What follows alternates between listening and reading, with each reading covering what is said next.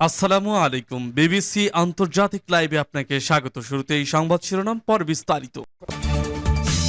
পুরোদমে ইসরায়েল, ফিলিস্তিন, Iran, Hezbollah যুদ্ধ চলছে, জানিয়ে দিব আমাদের হাতে থাকা সর্বশেষ গুরুত্বপূর্ণ আপডেট। আন্তর্জাতিক সংবাদ। মার্কিন সরকারের মুখে আলোচনায় বসার আহ্বান জানালেও বাস্তবে নিষেধাজ্ঞা আরোপ করছে তেহরানে জুমার নামাজের খতিবের মন্তব্য। জানিয়ে দিব ইরানের উপর থেকে নিষেধাজ্ঞা তুলে নেওয়ার ওপর জোর দিল চীন। আরো জানিয়ে দিব ইরানের তেলমন্ত্রীর উপর মার্কিন নিষেধাজ্ঞা তীব্র নিন্দা জানালো তেহরান, পররাষ্ট্র মন্ত্রণালয়ের মুখপাত্রের বিবৃতি। এবং আরো জানিয়ে দিব বেইজিং এ দ্বিপাক্ষিক বৈঠকের ব্যাপারে ট্রাম্পের প্রতিক্রিয়া। এদিকে দামেস্কের উপকণ্ঠে আবারও বিমান হামলা চালালো ইহুদিবাদী ইসরায়েলি বাহিনী। সর্বশেষ জানিয়ে দিব ইরানকে আলোচনার প্রস্তাব দিয়ে আবারও নিষেধাজ্ঞা দিল ওয়াশিংটন। শুনছিলেন সংবাদ শিরোনাম, এরপর বিস্তারিত। তার আগে অনুরোধ থাকবে, ভিডিওটি যদি ভালো লেগে থাকে ভিডিওটিতে একটি লাইক এবং কমেন্ট করে জানিয়ে দিন ভিডিও সম্পর্কে আপনার মূল্যবান মতামত, এবং আরো কমেন্ট করে জানিয়ে দিন ভিডিওটি আপনি কোথা থেকে দেখছেন এবং শুনছেন। মার্কিন সরকারের মুখে আলোচনায় বসার আহ্বান জানালেও বাস্তবে নিষেধাজ্ঞা আরোপ করছে তেহরানে জুমার নামাজের খতিবের মন্তব্য। ইরানের প্রভাবশালী বিশিষ্ট আলেম হজিদুল ইসলাম সাইদ মোহাম্মদ হাসান তুরাবি ফার্দ মার্কিন সরকারের আচরণকে স্ববিরোধিতাপূর্ণ বলে উল্লেখ করছেন।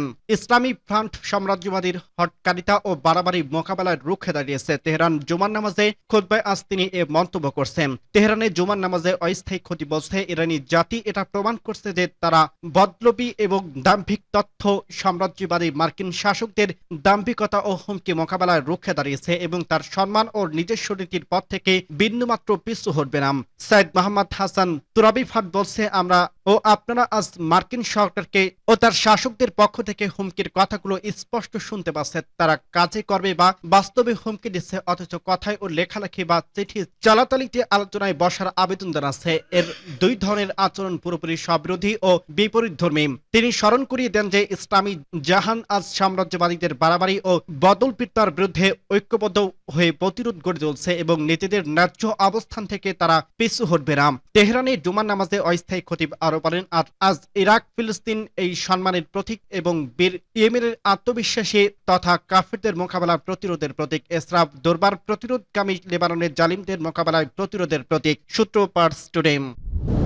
ইরানের উপর থেকে নিষেধাজ্ঞা তুলে নেওয়ার উপর জোর দিল চীন।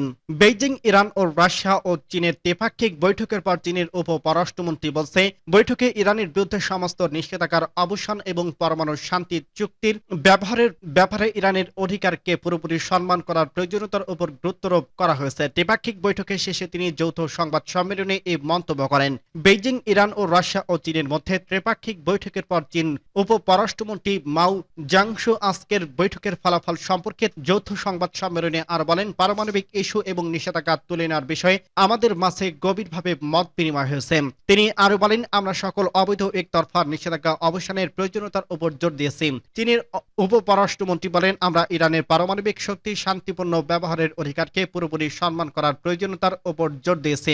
বেইজিং এ আজ সকালে ইরানের পরমাণু কর্মসূচি পর্যালোচনার লক্ষ্যে ইরান, রাশিয়া ও চীনের উপ পররাষ্ট্রমন্ত্রীদের উপস্থিতিতে ত্রিপাক্ষিক বৈঠক অনুষ্ঠিত হয় এবং এ বিষয়ে একটি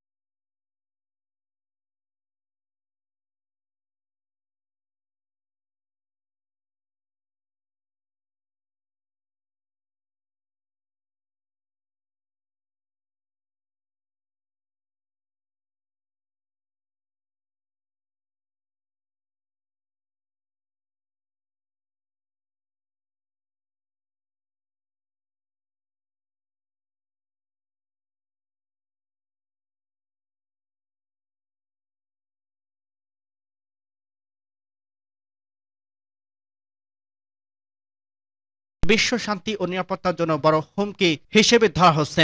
তিনি বলেন, অন্যান্য দেশের সাথে ইরানের অর্থনৈতিক ও বাণিজ্য বিনিময়কে ব্যাহত করার জন্য যুক্তরাষ্ট্রের শয়তানি কর্মকাণ্ড আন্তর্জাতিক আইন ও মুক্ত বাণিজ্যের মৌলিক নীতি ও নিয়মের সুস্পষ্ট লঙ্ঘন। ইরানের পররাষ্ট্র মন্ত্রণালয়ের মুখপাত্র বলেন, ইসলামী প্রজাতন্ত্র ইরান মনে করে এই ধরনের একতরফা ও অবৈধ কর্মের পরিণতি ও প্রভাবের জন্য মার্কিন সরকারকে দায়ী থাকতে হবে। সূত্র পার্টস টুডে। বেইজিং এ ত্রিপাক্ষিক বৈঠকের ব্যাপারে ট্রাম্পের প্রতিক্রিয়া।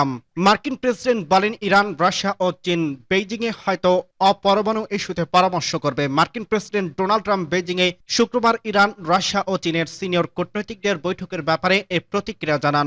গতকাল সন্ধ্যায় সাংবাদিকদের এক প্রশ্নের জবাবে ট্রাম্প বলেন, হয়তো তারা অপরমাণু কর্মসূচি নিয়ে কথা বলতে যাচ্ছে অথবা পারমাণবিক অস্ত্র বিষয়ক উত্তেজনা কমানোর বিষয় নিয়ে কথা বলছে। ইরান বারবার বলছে তারা পারমাণবিক অস্ত্র তৈরি করতে চায় না এবং তেহরানের প্রতিরক্ষার নীতিতে এসব অস্ত্রের কোনো স্থান নেই। এর আগেও ইরানের পররাষ্ট্র মন্ত্রণালয়ের মুখপাত্র ইসমাইল বাকাই ঘোষণা করেছিলেন যে ইরান, চীন ও রাশিয়ার উপ পররাষ্ট্রমন্ত্রী পর্যায়ে একটি ত্রিপাক্ষিক বৈঠক অনুষ্ঠিত হবে। ওই বৈঠকে পারমাণবিক ইস্যু সম্পর্কিত পরিস্থিতি এবং নিষেধাজ্ঞা তুলে নেওয়ার ওপর দৃষ্টি নিয়ন্ত্রণ করা হবে। সূত্র পার্টস টুডে। দামেস্কের উপকণ্ঠে আবারও বিমান হামলা চালালো ইহুদিবাদী ইসরায়েল। ইহুদিবাদী ইসরায়েলি বাহিনী সিরিয়ার রাজধানী দামেস্কের উপকণ্ঠে নতুন করে বোমাবর্ষণ করছে। পাশাপাশি দখলদার বাহিনীর ট্যাঙ্কগুলো সিরিয়ার দক্ষিণ পশ্চিমাঞ্চল কুনেট্রা অঞ্চল দিয়ে দেশের আরো অভ্যন্তরে অনুপ্রবেশ করছে। বৃহস্পতিবার দামেস্কের উত্তর পশ্চিম উপকণ্ঠে অবস্থিত একটি বাড়িতে বোমাবর্ষণ করে ইসরায়েলি বাহিনী। স্থানীয় হাসপাতাল সূত্র জানিয়েছে, হামলায় অন্তত 3 জন আহত হয়েছে। একই দিনে সিরিয়ার দারা প্রদেশের কয়েকটি স্থান ও রাজধানী দামেস্কের দক্ষিণে অবস্থিত কিসওয়া শহরের বিমান হামলা চালিয়েছে ইহুদিবাদী বাহিনী। এছাড়া কুনিত্রা অঞ্চল দিয়ে অনুপ্রবেশকারী দখলদার সেনারা সিরিয়ার সাবেক বাশার আল আসাদ সরকারের কয়েকটি সেনা চৌকি বোমা মেরে উড়িয়ে দিয়েছে। এর আগে গত সপ্তাহে ইসরায়েলি পার্লামেন্ট নেসেটের এক এমপি সমস্ত আন্তর্জাতিক আইন লঙ্ঘন করে গোটা সিরিয়ার ওপর তেল আবিবের নিয়ন্ত্রণ প্রতিষ্ঠা করার আহ্বান জানিয়েছেন। বোদাই বিসমুত নামক এই এমপি বলেন, আসাদের পতনের পরবর্তী সিরিয়ার একটি সামরিক বাহিনী গড়ে উঠতে দেবে না ইসরায়েল। এছাড়া ইসরায়েলি প্রধানমন্ত্রী বেঞ্জামিন নেতানিয়াহু সম্প্রতি বলছে, তারা সরকার সিরিয়ার ক্ষমতাসীন তাহরির আশ-শাম অর্থাৎ এসটিএস বা অন্য কোনো কাউকে সেদেশের দক্ষিণাঞ্চলের উপর নিয়ন্ত্রণ প্রতিষ্ঠা করতে দেবে না।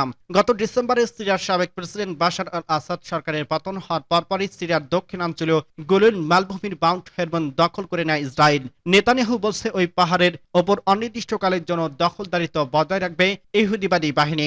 সূত্র পার্টস টুডে। ইরানকে আলোচনার প্রস্তাব দিয়ে আবার নিষেধাজ্ঞা দিল ওয়াশিংটন। মার্কিন সরকার ইরানের তেলমন্ত্রী মোহসেন পাকনেজাদ সহ তার দেশের কয়েকটি তেল ট্যাঙ্কারের উপর নিষেধাজ্ঞা আরোপ করছে। এসব ট্যাঙ্কারের সাহায্যে ইরানের জ্বালানি তেল রপ্তানি করা হয়। মার্কিন প্রেসিডেন্ট ডোনাল্ড ট্রাম্প ইরানের সঙ্গে আলোচনায় বসার আগ্রহ দেখিয়ে দেশটির সর্বোচ্চ নেতা আয়াতুল্লাহ ওজামা খামেনির কাছে চিঠি পাঠানোর কয়েকদিনের মাথায় এর নিষেধাজ্ঞা আরোপ করা হলো। ট্রাম্পের চিঠিটি সংযুক্ত আরব আমিরাতের প্রেসিডেন্ট কূটনৈতিক উপদেষ্টা আনোয়ার গারশাস বৃহস্পতিবার তেহরানের কাছে হস্তান্তর করছে বলে ইরানের পররাষ্ট্র মন্ত্রণালয় মুখপাত্র জানিয়েছে।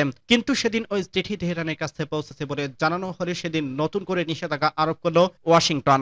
মার্কিন অর্থমন্ত্রী স্কট বেসেন্ট বৃহস্পতিবার এক বিবৃতিতে বলছে, পাক নেতাদের পাশাপাশি চীনের কাছে ইরানি তেল বিক্রির জড়িত 3 ট্যাঙ্কারের বিরুদ্ধে নিষেধাজ্ঞা দেওয়া হলো। তিনি এই 3 ট্যাঙ্কারের নাম ঘোষণা করেন যাতে কোনো দেশে এসব ট্যাঙ্কারের সঙ্গে লেনদেন না করে।